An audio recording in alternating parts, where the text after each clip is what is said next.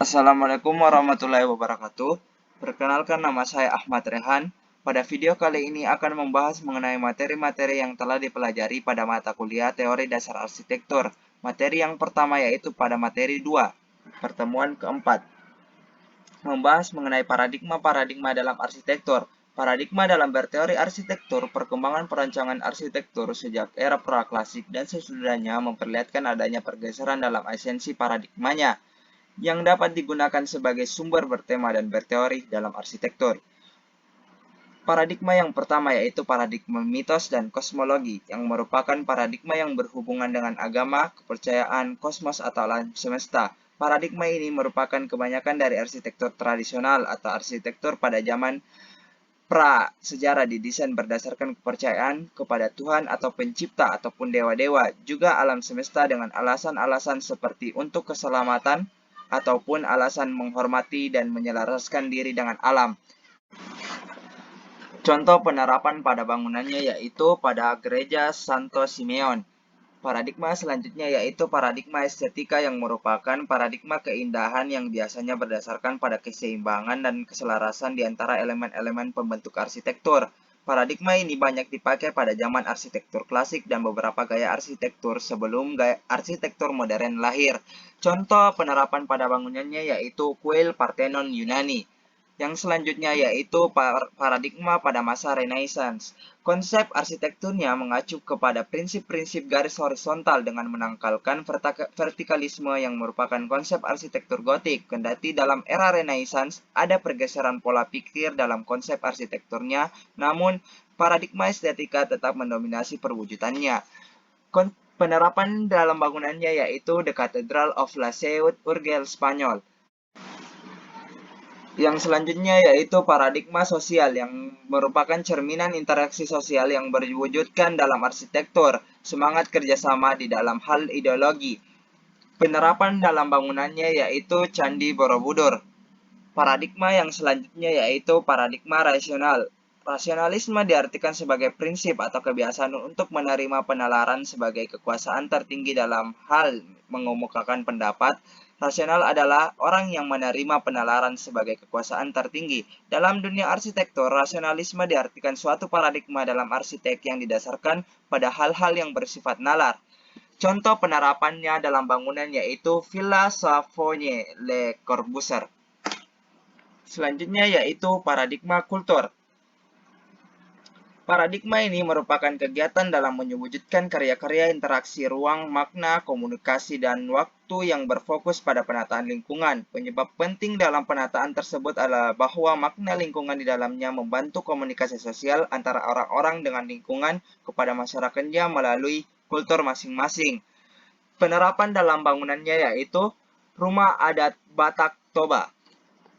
Dan paradigma yang terakhir yaitu postmodern. Pada masa postmodern, banyak paradigma yang muncul. Sebagian merupakan perkembangan dari paradigma sebelumnya dan ada beberapa merupakan paradigma yang baru yang dipengaruhi oleh situasi politik dan sosial pada masa itu, seperti fenomenologis, linguistik, dan paradigma-paradigma lainnya. Contoh penerapannya dalam bangunan yaitu pada basket building di Amerika Serikat. Selanjutnya yaitu membahas materi 3 pada pertemuan 5 dan 6. Pada materi ini membahas mengenai teori analogi. Teori dalam arsitektur mengemukakan arah tapi tidak dapat menjamin hasilnya. Dalam menganjurkan cara-cara khusus untuk memandang arsitektur, para ahli teori seringkali mendasarkan diri pada analogi. Analogi itu sendiri merupakan sebuah proses penalaran tentang penyebab-penyebab dari penyebab-penyebab atau dari dan tentang alasan-alasan yang sejajar atau berkemiripan.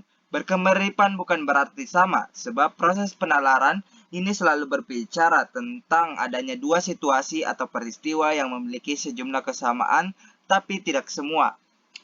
Dalam analogi memiliki beberapa jenis. Yang pertama, analogi matematis, merupakan para ahli teori berpendapat bahwa angka-angka dan geometri merupakan dasar dari yang penting untuk mengambil keputusan dalam arsitektur. Perancangan ruangan sesuai dengan bentuk-bentuk murni dan angka-angka primer atau simbolik akan sesuai dengan tatanan dalam semesta.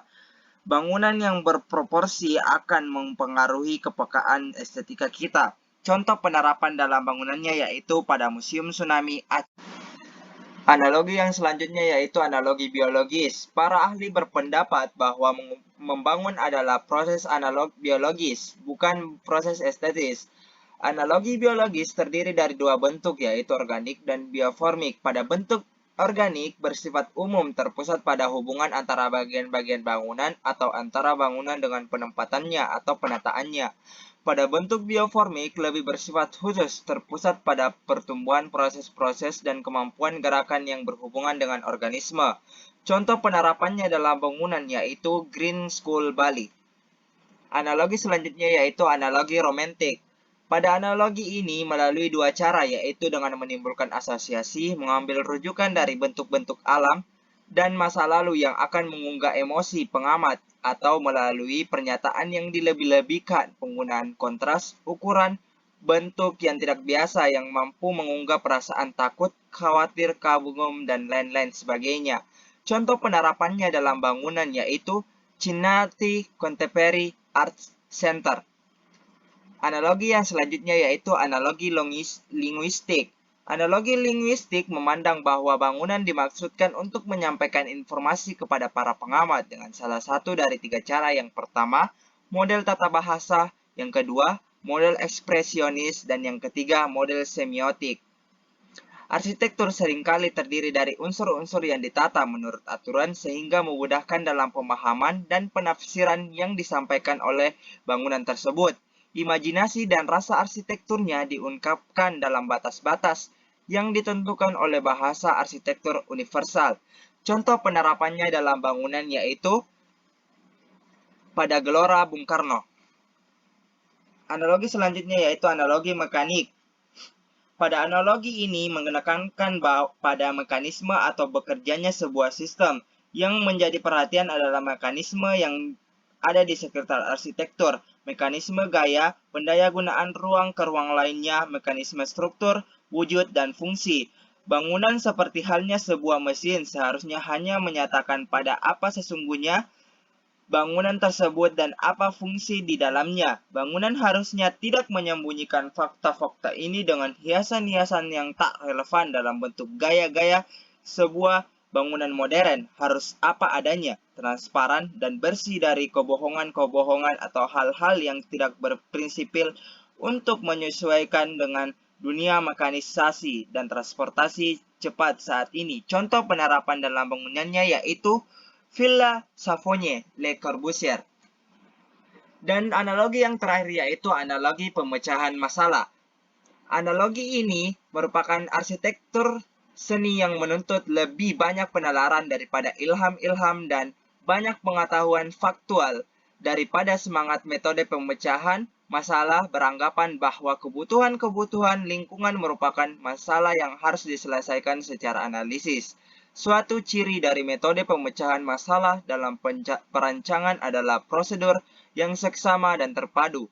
Contoh penerapan dalam bangunannya yaitu bangunan Desart. Materi yang selanjutnya yaitu materi 4 pada pertemuan ke-7 yang membahas mengenai konsep-konsep dalam arsitektur. Yang pertama ada analogi. Analogi mengidentifikasikan hubungan harafiah yang mungkin di antara benda-benda. Sebuah benda diidentifikasi dan mempunyai semua sifat khas yang diinginkan dan dengan demikian ia menjadi model untuk proyek yang ada. Penerapannya yaitu pada bangunan Basilika Estepir Roman. Yang selanjutnya yaitu metafora dan perumpamaan. Metafora mengidentifikasi hubungan di antara benda-benda, tapi hubungan-hubungan ini lebih bersifat abstrak ketimbang nyata. Perumpamaan adalah metafora yang menggunakan kata-kata seperti atau bagaikan untuk mengungkapkan suatu hubungan. Penerapannya dalam bangunan yaitu Salt Institute San Diego. Yang selanjutnya yaitu hakikat. Hakikat menyaring dan memutuskan aspek-aspek persoalan yang lebih rumit menjadi keterangan-keterangan gambling yang ringkas. Hakikat mengandung pengertian-pengertian ke dalam aspek yang paling penting dan instrik dari benda yang dianalisis. Penerapan dalam bangunannya yaitu Hyatt Regency Hotel San Francisco. Yang selanjutnya yaitu konsep programatik. Tidak semua konsep mengangkat hakikat suatu proyek, tapi Tidak pula semua konsep melambangkan fungsi semua kegiatan dalam suatu bangunan. Konsep dapat dikembangkan sekitar persoalan-persoalan yang lebih programatis yang sering dengan gambling diidentifikasi dalam program bangunan. Konsep penerapannya yaitu Terminal Transworld Airlines, Bandara Udara John F. Kennedy, New York. Sekian dari saya. Wassalamualaikum warahmatullahi wabarakatuh.